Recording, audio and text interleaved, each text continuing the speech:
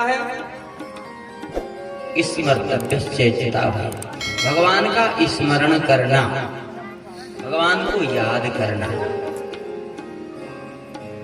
देखिए, तीन काम करने में एक पैसा खर्च नहीं होता है और कुछ नहीं लगता है।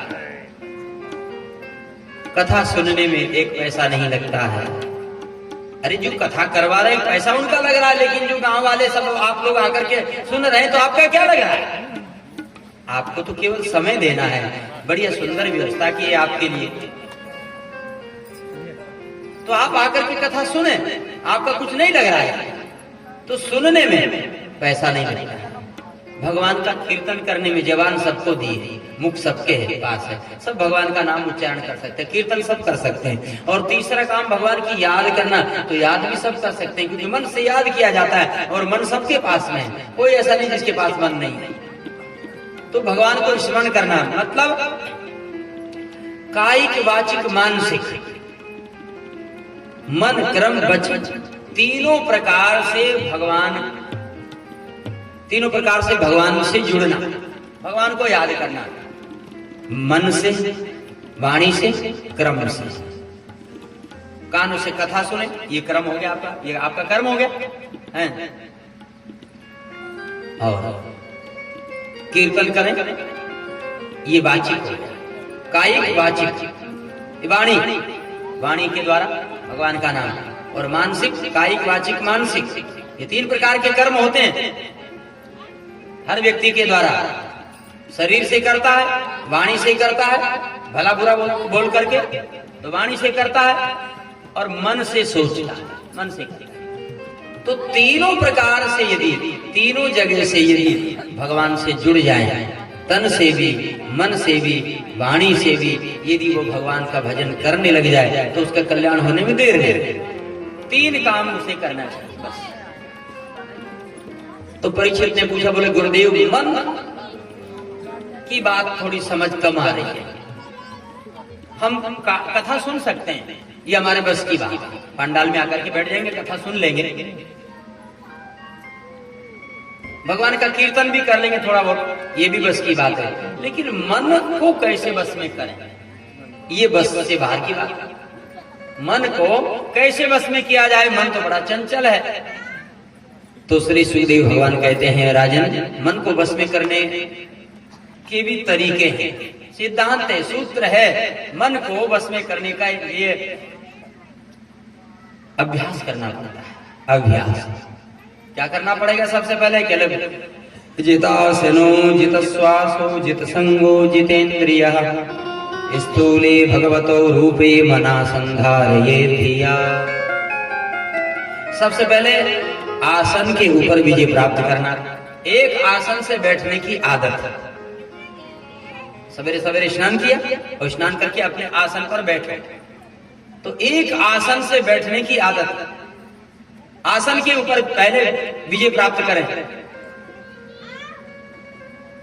एक आसन से आराम से बैठे, 1 घंटा, 2 घंटा, 3 घंटे, 4 घंटे, 5 घंटे, 6 घंटे, धीरे धीरे अभ्यास बढ़ेगा तो बैठने की आदत, आसन को जीतना, स्थायी एक जगह टिकना, एक जगह मन को रोकना, शरीर को रोकना, तो एक जगह रुकने की आदत, बैठने की आदत। तो ठीक है, एक जगह बैठ जाएंगे, फिर करेंगे क्या? बोले जित श्वास हो, फिर प्रत्येक श्वास पर भगवान का नाम लिया जाए। श्वास श्वास पे नाम जप, वृथा श्वास मत खोई, ना जाने वा श्वास को फिर आवन हो ये न हो। बैठ करके और प्रत्येक श्वास पर भगवान का नाम लिया जाए। लेकिन ये होगा कैसे? जित संगो, जब संग अच्छा होगा तब ये काम होगा।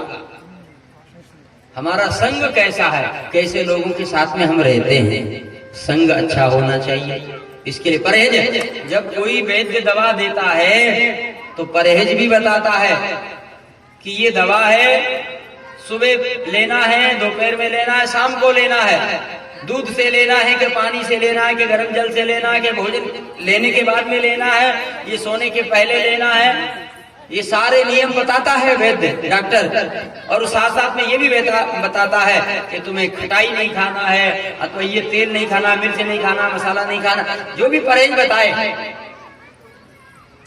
तो परहेज जरूरी है। किसी कवि ने कहा है, धर्म कर्म बुरे करते रहे तो धर्म करने से क्या होगा, कर्म बुरे करते रहे तो धर्म करने से क्या होगा, परहेज अगर साधे नहीं तो दवा खाने से क्या होगा। परहेज जरूरी है, परहेज जरूरी है। दवा से ज्यादा जरूरी है परहेज। व्यक्ति यदि संयमित रहने लग जाए, अपने हिसाब का जैसा भोजन पचे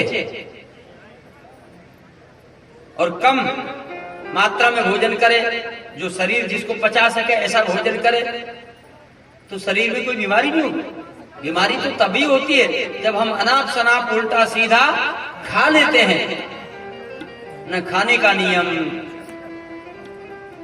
न सोने का नियम, न जगने का नियम, तो शरीर में रोग आते हैं। तो यदि हम परहेज रख लेते हैं, परहेज करते हैं, संयमित जीवन बनाया जाए, तो निश्चित है फिर कोई बीमारी नहीं होगी जल्दी। बीमारी तो हमारे है परहेज नहीं करने के कारण होती है, असंयमित जीवन होने के कारण। तो संग अच्छा होना चाहिए, संग का बहुत असर पड़ता है। जैसे व्यक्ति के संग रहोगे वैसी बुद्धि होगी। एक कहावत है, जैसा खाओगे अन्न वैसा होगा मन, जैसा पियोगे पानी वैसी बोलोगे बानी। तो संग का असर पड़ता है। बरु भलवास नरक करता था, दुष्ट संग जन देव विधाता। सज्जन आदमी का संग मिले या ना मिले कोई जरूरी नहीं है, इतना महत्व नहीं रखता। सज्जन आदमी का संग मिल जाए तो अच्छी बात है, लेकिन यदि नहीं मिलता है तो पछताने की जरूरत नहीं है। लेकिन दुख की बात तो तब होती है जब किसी दुर्जन व्यक्ति का संग मिलता है। दुष्ट व्यक्ति का संग बहुत बुरा होता है।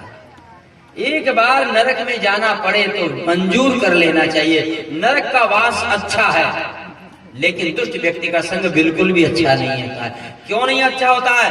नरक में जाने पर तो हमारे कर्मों की धुलाई हो जाएगी, हमारे पापों की धुलाई हो जाएगी। जो हमने पाप कर्म किए, अरे सजा भोग लिया तो शुद्ध हो जाएंगे, शुद्ध होकर के निकलेंगे। हमारे नरक में जाने से तो पाप कम होते हैं, लेकिन दुष्ट व्यक्ति का संग करने से पाप बढ़ते हैं। उसका संग करने से हम भी बुरे कर्म करेंगे। इसलिए कहा गया कि नरक का वास अच्छा है। अस्पताल में जाओगे तो अच्छे होकर के आओगे, तो नरक माने अस्पताल है। नरक का मतलब अस्पताल। जब पाप करते हैं तो नरक रूपी अस्पताल में यम के दूत लेके जाते हैं। यमराज जी भेजते हैं कि ले जाओ फलाने अस्पताल में, फलाने विभाग में। कई 28 प्रकार के नरक है ना, आगे सुनेंगे हम लोग। तो जैसा कर्म करता वैसे नरक में उसको पटकते हैं। फिर यहाँ नाना प्रकार के कष्ट मिलते हैं। तो कष्ट जितने पाप किए उतने ही तो कष्ट भोगता है, उससे ज्यादा नहीं। जितने दिन की सजा होगी, जज ने सजा सुना दी 5 साल तुमको जेल में रहना, तो 5 साल के बाद में तो मुक्त हो गया ना, सजा जो भोग लिया। तो ठीक इसी प्रकार से नरक है। नरक माने अस्पताल समझ लो। नरक में जाना गलत बात नहीं है, नरक में जाना अच्छी बात है, क्योंकि नरक में जाओगे तो सजा भोग करके शुद्ध होकर के निकलोगे। लेकिन दुष्ट व्यक्ति का संग तो बिल्कुल नहीं अच्छा है।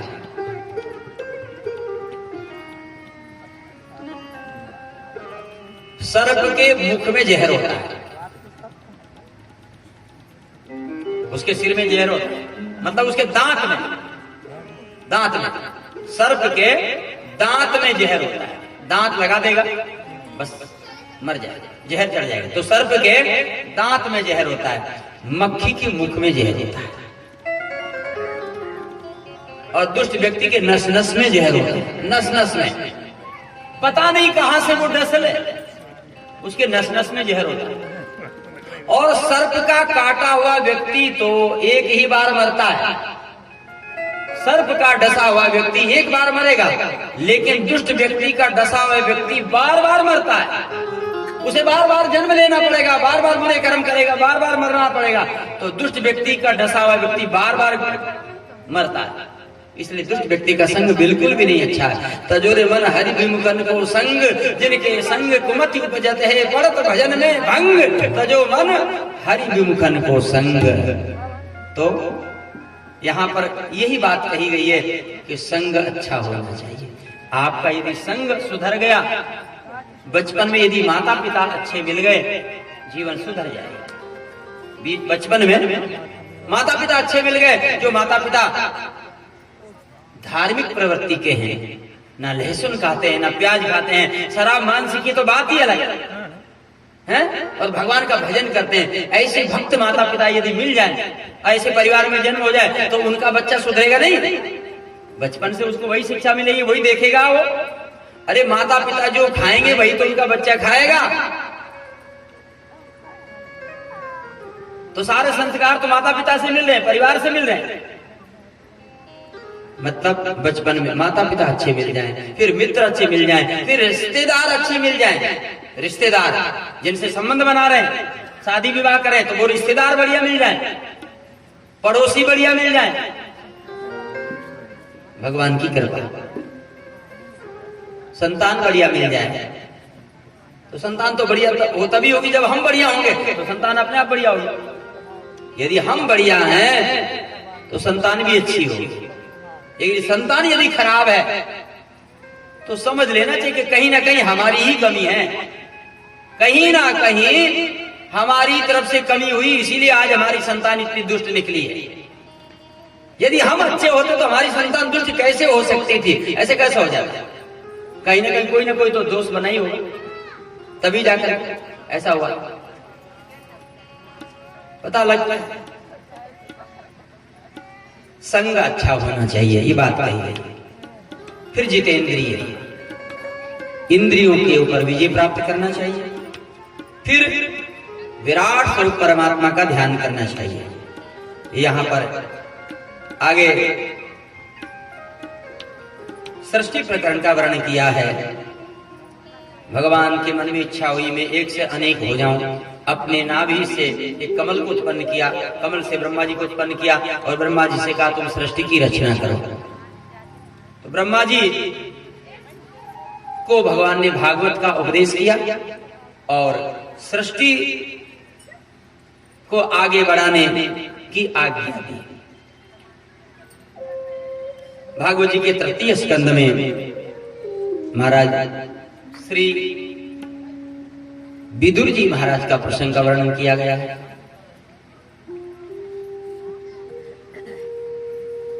प्रश्न उठा, जैसे ब्रह्मा जी ने तप किया, उसके बाद में भगवान के दर्शन उनको हुए। कमल के ऊपर बैठ करके ब्रह्मा जी ने बहुत दिन तप किया, और तब उनको जो है दो शब्द सुनाई पड़े, ता और पा। तप करो, तप करो, तप करो, आकाशवाणी। तो उन्होंने तप किया। बाद में भगवान के दर्शन हुए ब्रह्मा जी को। तो परीक्षित जी ने यह प्रश्न उठाया कि जैसे ब्रह्मा जी ने तप किया, इसका मतलब तो यह है कि तप करने पर ही भगवान मिलते हैं। तो जिससे तप नहीं हो सकता है तो उसे तो भगवान नहीं मिलेंगे। तो सुखदेव जी ने कहा कि परीक्षित, ऐसी बात नहीं है कि तप करने पर ही भगवान मिलेंगे। अथवा हमारे पास में विद्या होगी तभी भगवान मिलेंगे, अथवा उत्तम जाति होगी तभी भगवान मिलेंगे, अथवा हमारे पास में रूप होगा तभी भगवान मिलेंगे। ऐसी बात नहीं है, ये कोई नियम नहीं है। विदुर जी महाराज का नाम लेकर के और स्मरण दिलाया कि विदुर जी की कौन सी उत्तम जाति थी। दासी पुत्र थे विदुर जी महाराज, दासी पुत्र थे श्री विदुर जी महाराज। लेकिन भगवान ने श्री विदुर जी महाराज के ऊपर कृपा की। पांडवों की ओर से भगवान शांति दूत बन करके गए दुर्योधन को समझाने के लिए, लेकिन दुर्योधन ने भगवान की एक बात नहीं मानी और उसने भगवान के लिए 56 भोग बनवाए थे। और जब भगवान से निवेदन किया कि केशव चलिए भोजन कर लीजिए, तो भगवान ने कहा दुर्योधन,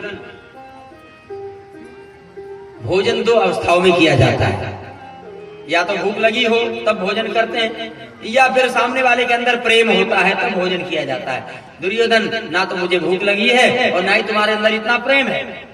अरे तो बोले अभी नहीं तो बाद में भूख लगेगी, कहीं ना कहीं तो भोजन करोगे। तो बोले मेरा पहले से ही निमंत्रण है। बोले कहाँ? बोले चाचा विदुर जी के यहाँ। बोले वो तो अभी मंत्री भी नहीं है, फिर क्या वो तुमको भोजन कराएंगे? बोले इसकी हमें परवाह नहीं है, वो तो निमंत्रण देने वाला जाने। और भगवान विदुर जी के यहाँ पहुंच गए। तो कहते हैं उस समय विदुर जी तो गए थे बाजार में मक्खन मिश्री आदि लेने, और विदुरानी जी स्नान कर रही थी। भगवान ने द्वार खटखटाया, आवाज लगाई, चाचा जी द्वार खोलो, द्वार खोलो।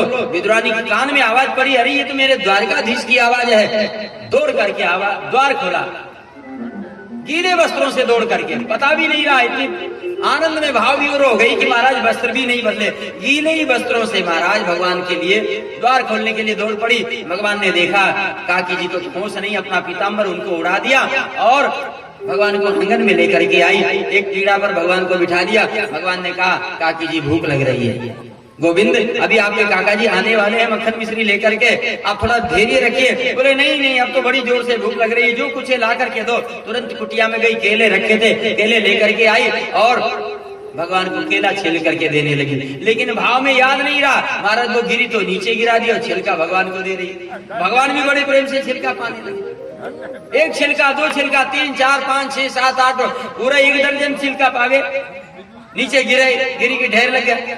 बाद में विदुर जी आए, विदुर जी ने आकर के देखा तो विदुरानी को डांटा, अरे विदुरानी ये क्या हो गया तुम्हारी बुद्धि को, ये तुमने क्या कर दिया? केशव को तुम जो है छिलका खिला रही है। हिलाया पकड़ करके विदुरानी को, देखो क्या हो रहा है। तब होश आया विदुरानी, तब तो बड़ी पश्चाताप करने लगी, क्षमा मांगने लगी। हे गोविंद गोपाल, मुझे तो पता नहीं, मैं तो पगली हूँ, मैं तो पागल हो गई, आनंद में भूल गई, पता ही नहीं रहा मुझे, तो मैंने आपको छिलके खिला दिए, क्षमा कर दीजिए, मैं भूल गई, मुझे पता नहीं। विदुर जी ने कहा, बोले गोविंद ये तो पगली है, इसे तो पता नहीं, लेकिन कम से कम आपको तो बता ही देना चाहिए कि काकी जी क्या कर रही हो। लेकिन भगवान को भी नहीं पता, भगवान को भी तब पता चला जब विदुर जी ने याद दिलाया, नहीं तो भगवान भी छिलके में मगन थे। भगवान को नहीं पता कि हम छिलका पाए, ये भाव की बात है। और बाद में श्री विदुर जी महाराज ने एक केले छील करके भगवान को मुख में दिया कि प्रभु आप इसको पाइए, स्वाद